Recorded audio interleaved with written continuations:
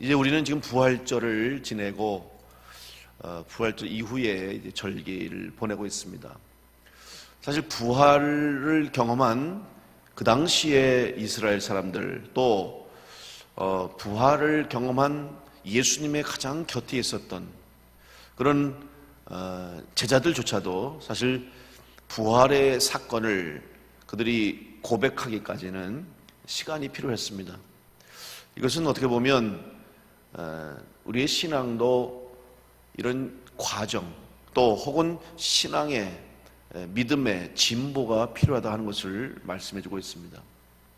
한마디로 얘기하면 한 번의 경험 혹은 한 번의 사건으로는 우리의 신앙이 완성될 수 없다고 하는 것을 분명히 알 수가 있습니다. 그래서 마치 신앙은 우리의 비유를 들자면 한 생명이 태어나서 완전한 성인으로 되기까지 혹은 한 사람이 길을 가면서 인생의 길을 갈 때 그가 마지막까지 그 길을 가는 과정이라고도 우리가 표현하죠. 이게 단계가 있고 과정이 필요한 것입니다. 그래서 구원의 단계, 많은 이 성서학자들 또 혹은 신학자들은 구원에 관해서 이야기하면서 바로 구원의 과정과 또 구원의 단계가 있다고 하는 것을 우리에게 가르치고 있습니다. 오늘 예수님 부활하신 이후에 이제 예수님과 함께했던 제자들, 특별히 엠마오를 향해서 가는 두 제자를 만나주신 예수님의 이야기가 오늘 이 누가복음 24장의 말씀입니다. 우리는 이 이야기를 또 잘 들어서 알고 있습니다. 오늘 이 엠마오의 제자들을 보면서 오늘 또 우리들의 신앙을 한번 거기에 대입해 볼 수도 있고 또 내 신앙생활의 모습을 엠마오 제자들의 모습을 통해서 한번 점검을 해봐야 할 것입니다. 먼저 빈 무덤이 예수 그리스도의 부활로 많은 사람들의 입술을 통해서 고백되기 위해서는 여러 단계가 있었다는 것이죠. 첫 번째로 부활을 목격한 여인들과 부활의 현장에서 천사들을 만나고 또 부활의 자리에서 예수님을 만났던 사람들이 있었고 그들의 고백 또 그들의 증언을 따라서 제자들과 또 많은 예수님을 따르는 사람들이 이제 찾아오신 주님, 부활하신 후에 찾아오신 예수님을 만났습니다. 그리고 주님의 말씀을 듣고 부활을 그들이 이제 마음으로 생각하게 되고 또 주님이 부탁하신 대로 마가의 다락방에서 기도하면서 성령을 받고 그때 확실하게 이 부활 신앙을 그들의 신앙으로 고백하며 복음을 증거하는 제자들의 삶을 시작하게 됐습니다. 오늘 우리는 과연 예수 그리스도가 부활하셨다고 하는 이 기쁜 소식, 복음에 대해서 또 부활하신 주님께서 오늘 우리들과 함께 하신다는 이 사실 앞에 과연 나는 어떤 믿음의 자세를 가지고 있는가 하는 것을 한번 이 부활절 이후에 다시 한번 돌아보아야 할 것입니다. 지금 엠마오를 향해 가고 있던 이 제자들은 지금 슬픔 속에 빠졌습니다. 또 두려움 속에 빠져 있었습니다. 왜냐하면 주님이 그들이 생각한 주님이 아니었다는 것이죠. 먼저 그 증거를 무엇으로 알 수 있냐면 여러분 19절 한 말씀 보실까요? 오늘 누가복음 24장 19절을 한 번 더 보시면 거기에 이렇게 말씀하고 있습니다. 이르시되 무슨 일이냐? 이게 글로바라고 하는 제자가 하는 말입니다. 나사렛 예수에 이르니 그는 하나님과 모든 백성 앞에서 말과 일에 능하신 선지자이거늘. 그렇죠? 지금 제자라고 하는 이 예수님을 가까이 따르고 예수님 곁에서 막 함께 열심히 열정적으로 주님을 따랐던 사람인 것 같아요. 근데 이 글로바라고 하는 사람이 예수님을 뭐라고 지금 이해하고 있습니까? 선지자라고 얘기하고 있어요. 선지자다. 그러니까 아직 그들이 예수님께서 메시아로 오셨고 또 예수 그리스도로서 온전한 구원자가 되었다고 하는 신앙의 고백이 아직 없었다. 또 확신이 없었다는 것을 알 수 있는 거죠. 그렇기 때문에 그들이 지금 다시 엠마오로 돌아가는 것입니다. 우리들의 신앙의 여정 가운데 또 믿음의 길을 가는 성도들 가운데 보면 중간에 이렇게 돌아서는 사람들이 많습니다. 혹은 어떤 사람은 신앙의 길에 들어서서 입문을 하고 나서 얼마 되지 않아서 바로 교회를 떠나고 믿음의 길을 벗어나는 사람도 있고, 또 어떤 분은 정말 오래도록 평생도록 믿음의 길 신앙생활을 잘 했지만 마지막에 가서 그동안에 모든 믿음의 길을 갔던 것, 신앙생활을 해놨던 것들, 이런 것들이 다 한순간에 수포로 돌아가는 그런 분들도 종종 보게 됩니다. 안타까운 일이죠. 근데 왜 그런 일이 생겼느냐? 바로 오늘 이 글로바와 같이 예수님에 대한, 예수 그리스도를 정말 나의 구주로 믿고 또 예수 그리스도를 나의 구주로 고백하고 주님 때문에 내 죄가 사함받고 내가 오늘 새 생명 얻었다고 하는 이 사실을 내가 고백하는 것이 아니라 잘못 예수님을 이해하는 거예요. 오늘 이 글로바가 선지자라고 고백하고 있던 것처럼, 뿐만 아니라 글로바뿐이겠습니까? 그 당시에 많은 제자들과 많은 무리들이 예수님을 따르고 예수님과 함께 했지만 생각이 다 달랐어요. 다 다른 생각들을 가지고 예수님을 따랐다는 것. 심지어 12제자 중에도 베드로와 함께 야고보, 요한과 이런 예수님과 함께 수제자들도 어땠어요? 예수님이 잡히시기 전에도 기도할 때도 서로 누가 더 높은 자리에 앉겠느냐, 예수님이 왕이 되셔서 우리 유대를, 그러니까 이스라엘 국권을 회복하면, 쉽게 말하면 정권을 잡으면 누가 더 좋은 자리에 앉겠느냐, 이걸 싸울 정도로 그들도 예수님에 대해서 혹은 예수님이 선포하신 말씀에 대해서 온전히 이해하지 못했다는 사실을 보게 되죠. 그런데 중요한 것은 바로 이 부활 사건 이후에 이제 그때부터 진정한 복음의 역사가 시작되는 것이죠. 비록 예수님과 함께 했을 때는 그들이 다 알지 못하고 깨닫지 못했지만 부활하신 이후에 주님께서 이제 진정한 복음의 시작과 교회의 시작이 시작됐어요. 엠마오를 향해 나갔다는 것은 학자에 따라서 엠마오가 예루살렘에서 이제 성경상으로는 한 11km 정도 얘기하고 있습니다만 요세푸스는 실제적으로 28km 있다. 지난번에 성지순례 가서 우리가 엠마오를 갔다 왔는데 정확하게 엠마오의 위치를 지금도 서로 논란이 있습니다만 중요한 것은 어디가 엠마오냐 이게 중요한 것이 아니라 엠마오를 향해 갔다는 거예요. 다시 말하면 엠마오를 향해 갔다는 것은 예루살렘을 등졌다는 거예요. 예루살렘을 떠났다는 것이고 예루살렘과 반대 방향으로 가는 것이기 때문에 이 문제가 있는 것이지, 여러분 엠마오라고 하는 지역이 어디냐, 거기가 얼마나 떨어졌냐, 어떤 곳이냐, 여기에 관심을 둬서는 안 돼요. 여러분 신앙생활 할 때도 항상 우리가 주의해야 되고 조심해야 할 거는 우리는 너무 핵심에서 벗어나면 안 되는 거예요. 어떤 일을 할 때도 사실은 예를 들어서 예배하는 일이 우선이고 하나님 앞에 예배하는 이 자리가 중요한 것, 또 이 시간이 중요한 것이거든요. 그런데 너무 외적인 것에 우리가 막 신경 쓰면 안 돼요. 중요한 것은 바로 엠마오를 향했다고 하는 것은 예루살렘을 떠났다는 것인데 왜 예루살렘을 중요시하냐? 여러분 유대인들에게는 예루살렘은 정말 그들의 신앙의 중심지. 지금도 유대인들은 예루살렘을 자기들 이제 영적인 고향으로 삼고, 물론 거기에는 성전이 있기 때문에 또 예루살렘에서 이스라엘 민족들이 지켜왔던 신앙의 모습들이 있기 때문에 중요시 여기지만, 우리 기독교에서는 예루살렘이 중요한 것은 예루살렘에서 누가복음에 의하면 진정한 복음의 시작이 바로 예루살렘이죠. 왜냐하면 예수님께서 예루살렘을 떠나지 말라고 그랬고 거기서 기도하라 그랬잖아요. 그러니까 성령을 받았고 성령을 받은 제자들과 성도들이 본격적인 교회를 시작한 곳이에요, 사실은. 물론 이제 안디옥에서 그리스도인이라고 하는 칭호를 얻었고, 그래서 안디옥이 이제 어떻게 보면 교회의 시작이라고 또 이야기하죠.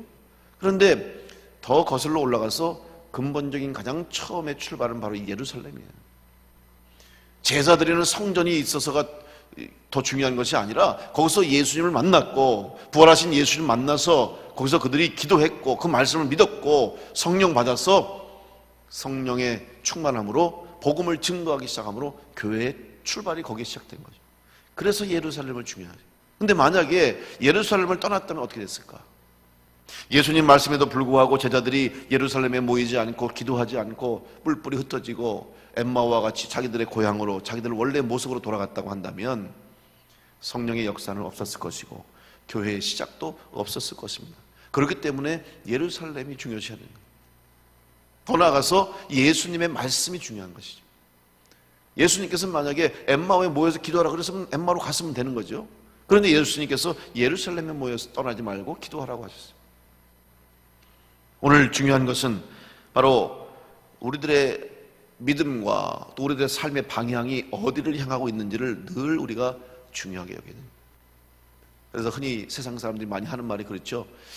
자기의 인생을 점검하려면 묻는 질문이 있어요. 속도보다 방향이다, 그런 말 많이 합니다. 빨리 가고 싶어하고 먼저 가고 싶어하고 더 멀리 가고 싶어하는 것이 오늘 우리들의 인생의 이제 성공의 비결이라고 외치지만, 여러분, 빨리 가고 먼저 가고 멀리 가다고 행복합니까? 그게 잘 사는 겁니까? 꼭 그렇지만은 않아요. 다 그렇지만 않아요. 필요해요. 빨리 가는 거 중요하고 또 멀리 보는 것도 중요하고 또 먼저 앞서가는 것도 필요합니다. 그러나 그것이 최고의 방법이요, 그것이 모든 일의 최선은 아니라는 거죠. 더 중요한 거는 방향을 먼저 잡는 거 중요해요. 이거 방향을 안 잡고 빨리 가면 어떻게 하겠어요? 방향을 잘못 잡고 먼저 가면 어떻게 하겠냐? 아니죠. 빨리 가고 멀리 가고 먼저 가는 것보다 더 중요한 것은 내가 가는 곳이 맞는지, 내가 지금 가고 있는 것이 올바른 것인지, 내가 향하고 있는 이 길이 정말 맞는 길인지, 이게 더 중요하다는 사실. 오늘 특별히 우리가 믿음의 길을 가는 성도로서 오늘 주님께서 우리에게 가라고 명령하신 이 믿음의 길을 가는 우리 그리스도인으로서 여러분, 다시 한번 내가 지금 엠마오를 향하고 있는지 아니면 예루살렘을 향하고 있는지, 여러분의 방향을, 신앙의 방향을, 믿음의 방향을 늘 점검할 수 있는 성도들이 될 수 있기를 간절히 축복합니다. 이것이 우선되지 않고서는 우리는 주님께서 우리에게 부탁하시고 또 우리가 주님의 말씀을 따라가는 제자로서, 그리스도인으로서 우리의 신앙이 헛될 수가 있기 때문에 우리는 늘 이걸 먼저 생각하는 거예요. 그래서 말씀으로 돌아가자, 초대교회로 돌아가자, 그것은 시간적인 회개를 의미하는 것이 아니라, 혹은 방법적인 어떤 이전의 것을 고수하라는 것이 아니라 출발부터 다시 돌아보자 하는 것이 의미가 있는 거예요. 오늘 예수님께서 엠마오를 향해 가는 두 제자를 찾아와 주셨다는 사실, 이것은 바로 그들의 잘못된 방향을 바꿔주시기 위한 사실을 볼 수가 있는 것입니다. 뿐만 아니라 더 중요한 것은 이제 주님께서 그들을 만나주심으로 그들의 방향이 바뀌어지는 은혜를 얻게 됐어요. 여러분, 오늘 우리가 항상 감사하라, 성경에 항상 감사하라 말씀하고 범사에 감사하라고 하고 어떠한 상황과 환경 가운데서 감사를 잃지 말라고 하는 고백을 하는 이유가 무엇입니까? 왜냐하면 우리는 이 구원의 은혜 또 구원의 감격을 잃어버려서는 안 되기 때문이죠. 그러면 구원받은 자가 가장 먼저 할 일은 바로 감사하는 거예요. 10명의 나병 환자가 고침을 받고도 예수님께로 찾아온 사람이 몇 명이었어요? 다 오지 않았잖아요. 오늘 우리가 구원받은 그리스도인으로 살아갈 때에도 이 감사를 잃지 말아야 될 것은 주님이 찾아와 주셨다는 사실이죠. 주님이 이 땅에 오심도 마찬가지예요. 제가 지난주에도 여러분 말씀을 증거했습니다마는 하나님이 먼저 우리를 사랑하셨고 하나님이 먼저 이 땅을 사랑하셨기 때문에 우리를 구원해 주셨고 그 구원을 위해서 예수님을 보내주신 거다. 그러니까 주도권과 우선권이 하나님께 있고 예수님께 있어야 된다 하는 것을 늘 기억하시기 바랍니다. 바로 엠마오를 향해 가는 실망하고 낙심 중에 있는 이 제자들 가운데 주님이 찾아와 주셨어요. 그래서 주님이 그들을 만나 주셨어요. 그런데 두 제자는 어땠습니까? 주님을 알아보지 못했습니다. 물론 아마 그들의 눈에는 주님이라고 생각지도 못했을 뿐만 아니라 아마 다른 모습으로 보일지도 모르겠어요. 근데 이유가 있어요. 왜 그랬냐면 오늘 16절 말씀해 보시면 그들의 눈이 가리워져서 그인 줄 알아보지 못하였다, 이렇게 성경에 기록되어 있죠. 그들의 눈이 가려워져서. 근데 여러분, 여기서 그들의 눈이 가려워졌다라고 하는 말을 그냥 문자 그대로 그들 앞에 누가 뭐가 가려서가 아니라 이것은 영적으로 신앙적으로 해석을 할 수 있어야 됩니다. 이 헬라어 성경에 보면 가려졌다라고 하는 이 단어가 에크라툰토라고 하는 단어를 쓰는데 이 단어에 또 다른 의미가 있어요. 일반적인 그 헬라어에서 쓰이는 의미 중에 어떤 의미가 있냐면 체포하다 혹은 사로잡다, 이런 의미가 있어요. 그러니까 이것을 한번 잘 해석을 해보시면 눈이 가려져 있다, 또 다른 말로 눈이 무언가에 사로잡혀 있다. 그러니까 그들의 지금 마음과 그들의 생각과 그들의 눈을 어떤 것이 사로잡고 있는 거예요. 지금 그들은 믿음이 다 떨어졌어요. 예수님이 잡히는 순간부터 예수님께서 무력하게 힘없이 십자가에서 달려서 그렇게 비참하게 죽는 것을 보면서 그들이 무슨 생각했겠어요? 한번 여러분 상상해 보세요. 얼마나 그들이 실망했겠어요? 설마 혹시 이런 생각 안 했겠어요? 우리가 그렇게 능력 있게 기적을 행하시고 죽은 자도 살리시고 병든 자 고치셨던 예수님인데 설마 스스로 그렇게 십자가에서 비참하게 죽을까? 그 생각 가지고 숨어서 흩어져서 다 봤을 거예요. 무슨 일이 있냐? 어떻게 이러니? 혹시 다른 뭐 소식이 없냐? 기다렸을지도 몰라요. 이 오늘 글로버와 이 엠마오를 해 갔던 제자들 역시 그렇게 기다리다가 이제 부활하신 이후에 결국은 완전히 포기하고 완전히 낙심하고 지금 다시 자기들의 집으로 돌아가는 거예요. 그들이 지금 그러니 그들의 생각이 상황이 어떻겠어요? 온통 부정적인 것들로 그들의 생각과 모든 것을 사로잡고 이들 마음속에는 지금 예수님에 대한 신앙이 없을 뿐만 아니라 그들을 사로잡고 있는 생각들이 뭘까? 그러니까 그들이 예루살렘을 떠났다는 것이죠. 오늘 우리가 믿음의 길을 가면서도 나를 사로잡고 있는 것이 뭔가 우리는 매일매일 점검하지 않으면 우리의 믿음이 승리할 수가 없습니다. 그래서 매일 기도해야 되고 매일 하나님 앞에 말씀을 읽어야 되고 매일 말씀 따라 살아갈 수 있도록 우리 스스로를 점검해야 되는 거죠.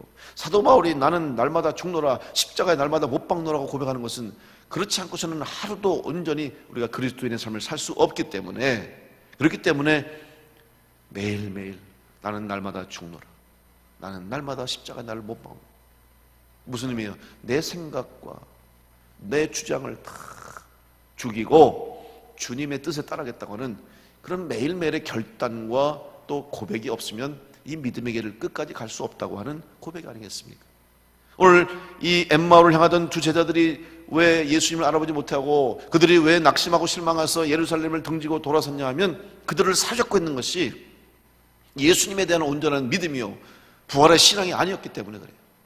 오늘 우리가 예수 그리스도가 부활하시고 오늘도 살아계셔서 우리와 함께 하시고 또 우리의 구주가 되시고 우리의 인생에 동행하시는 주님이심을 믿는다면 여러분 우리는 이 세상에 사로잡혀 사는 인생이 아니라 성령에 사로잡혀 사는 인생이 될 것이고 주님의 인도하심을 따라 살아가는 인생이 될 때 우리의 삶이 우리의 가는 길이 복되고 하나님 앞에 영광 돌리는 그런 성도의 길을 가게 될 줄로 믿습니다. 그래서 우리는 내가 사로잡히는 것이 뭔가를 항상 잘 점검해야 되는 거예요.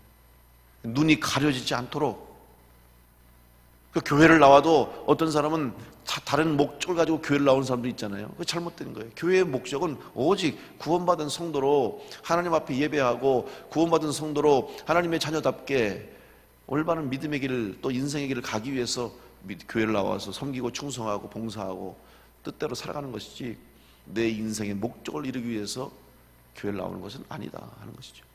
뭐 그런 경우를 많이 보게 됩니다. 자기가 원하는 목적을 가지고 나온 분들은요 얼마 못 가면 다 떠나게 돼 있어요. 왜냐하면 그 목적을 이룰 수가 없잖아요. 교회에서 어떻게 자기 인생의 목적을 이루겠어요. 뭐 사업 때문에 온 사람도 있고 어떤 특별한 계획을 가지고 온 사람이 있는데 제가 옛날에 청년부 목회할 때 보면 그 청년부 중에 예쁜 여자가 있으면 여학생이 있으면 꼭 남자들이 이렇게 와요. 그럼 그 청년들은 목적이 뭐냐? 그 예쁜 여자하고 데이트하려고 오는 거예요. 그럼 얼마 못 가서 떠나. 근데 물론 그런 기회를 통해서 또 예수를 믿고 영접하고 신앙생활 하는 사람도 있지만 대부분의 경우는 목적이 잘못됐기 때문에 얼마 안 가서 교회를 떠날 수밖에 없는 거예요. 여러분 오늘 엠마오로 가는 제자와 같이 때로는 우리가 세상의 것에 사로잡혀서 또 우리 인생에 여러 가지 우리를 힘들게 하는 그런 일들 때문에 바라보아야 할 주님을 바라보지 못하고 예루살렘을 향해 가지 못할 때에 주님께서 찾아오셨다는 사실을 다시 한번 기억하시고 찾아오신 주님을 영접하시고 나에게 말씀하시는 주님의 말씀에 귀를 기울이고 그 주님과 동행할 때 우리의 삶에 은혜가 있고 변화가 있고 회심의 역사가 있게 될 줄로 믿습니다. 중요한 것은 엠마오로 가는 제자들이 주님과 함께 했다는 거예요. 이게 은혜죠. 주님이 함께 할 때 그들의 삶에 변화가 일어나게 된 것이죠. 이제 주님께서는 그들을 찾아와 주시고 그들 가운데 말씀하십니다. 그리고 이 이후에 오늘 우리가 본문을 27절까지 읽었습니다마는 이 이후의 말씀 28절부터 35절 말씀 보시면 주님께서 그들과 함께 하시죠. 그리고 식사를 하십니다. 그들과 함께 식사하시면서 음식을 잡수실 때 30절에 보면은 떡을 가지사 축사하시고 떼어 그들에게 주시니 31절에 그들의 눈이 밝아져 그인 줄 알아보았더라. 여러분, 예수님과 함께하고 특별히 예수님이 축사하시고 이제 떡을 떼어줬다라고 하는 것은 다른 의미로 보면 주님의 말씀을 받게 된 것이죠. 믿음으로 받게 된 거예요.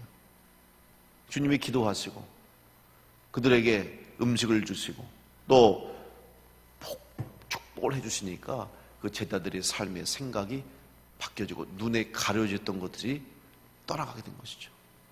결국 주님을 만나고 주님으로부터 말씀을 듣고 그 말씀을 믿음으로 받고 고백하는 이 과정이 있었기 때문에 오늘 엠마오로 향하던 제자가 돌아서서 예루살렘을 갈 수 있었다. 또 끝까지 복음의 증인이 될 수가 있었다 하는 것입니다.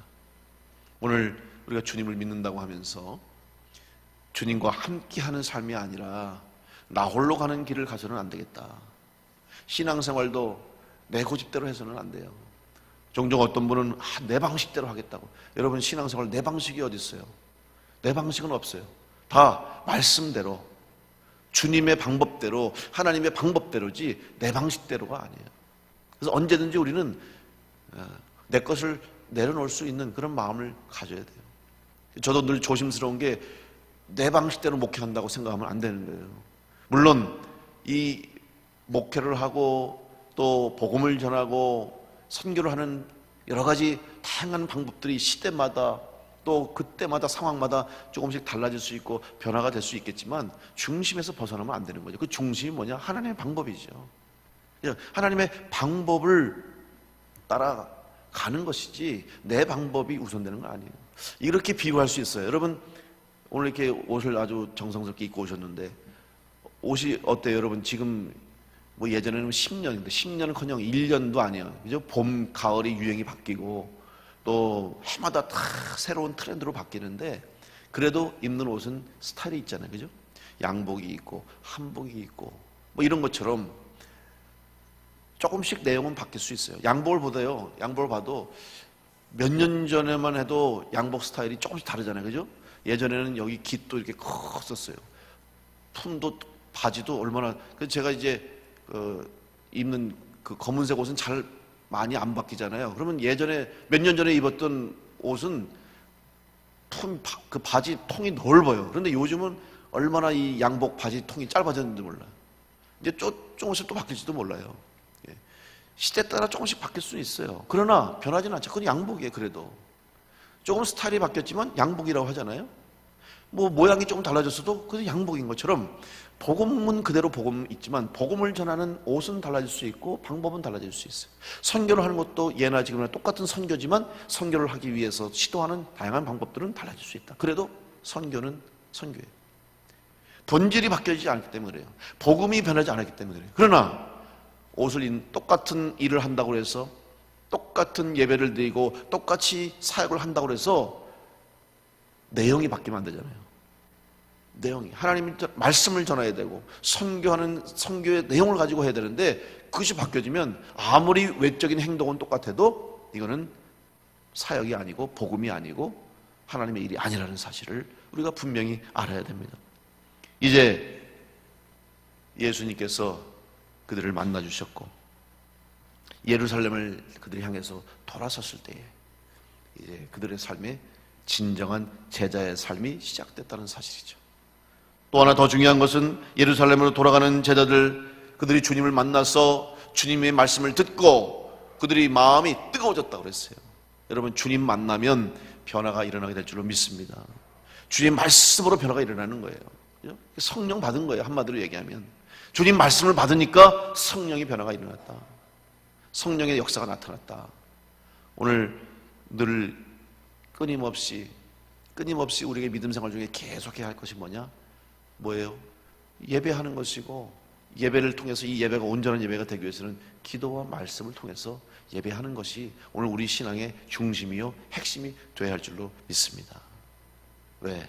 이것이 바로 오늘 우리가 그리스도인답게 살아갈 수 있는 가장 중요한 출발점이 되기 때문에, 마치 방향을 정하고 길을 떠나는 것처럼 기도하고 말씀 사모하고 또 주님 만나서 성령 받아서 그 사명을 감당해야 우리가 일생토록 평생토록 변치 않고 이 길을 갈 수가 있습니다.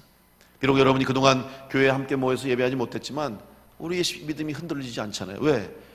여러분 있는 자리에서 기도하고 말씀 읽고 또 예배했기 때문에 그런 거예요.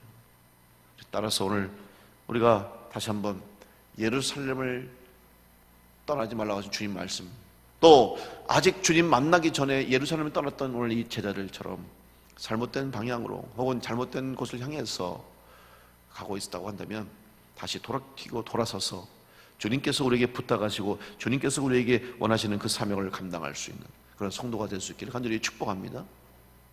우리들 부활신앙이 있다고 하는 것이 뭐냐? 이 부활신앙은 바로 주님 만나고 더 중요한 것은 주님 말씀을 받고 주님과 함께 가는 거예요. 감사한 것은 주님께서 그들과 함께 걸어가셨다는 사실, 그것 때문에 그들이 돌아설 수 있었다는 사실이죠. 여러분의 인생길에, 여러분의 신앙의 길에 주님이 늘 함께 하심을 믿으시기 바랍니다. 주님이 동행하심을 의심하지 마시기 바랍니다. 성령께서 여러분과 함께 하십니다. 성령이 여러분의 삶을 주장할 수 있도록 성령의 말씀을 듣고 순종하고 또 성령의 인도하심을 따라 살아갈 수 있는 성도가 될 때 오늘 여러분 한 분 한 분을 향해서 주님께서 부탁하신 복음의 증인, 부활의 증인 될 수 있는 성도와 교회가 될 줄로 믿습니다. 다시 한번 부활신앙을 가지고 내 믿음이, 내 신앙의 길이 혹시 주님의 뜻과는 다르게 또 내가 지금 사로잡혀 사는 것이 무엇에 내가 사로잡혀 사는 것인가를 한번 생각하면서 우리 주님의 뜻대로 주님의 말씀대로 살아가심으로 승리하여 여러분의 삶을 통해서 하나님께 영광 돌리고 여러분의 인생이 마지막 끝까지 믿음으로 승리할 수 있는, 그래서 말씀의 약속을 이루어줄 수 있는 우리 성도들 될 수 있기를 간절히 축원합니다.